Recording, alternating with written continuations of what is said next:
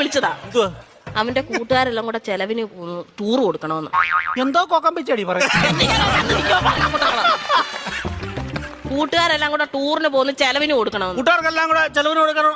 ഞാൻ ഇവിടെ ഉണ്ടാക്കി വെച്ചേക്ക് പോണം. അതല്ലെന്ന് കുഞ്ഞിന് എന്തേലും കൈമണി കൊടുക്കാനെന്ന്. എവിടാ പോന്നെ? എവിടാടാ പോന്നെ? മൂന്നാറാ പോന്നെ. മൂന്നാർ എന്തോ കാണാൻ പോവാ അവൻ.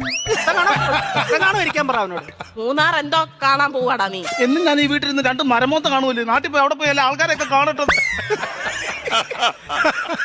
ഇന്നും ഇവൻ ഈ വീട്ടിൽ നിന്ന് ഈ തിരുമോന്ത കാണുന്നില്ലയോ?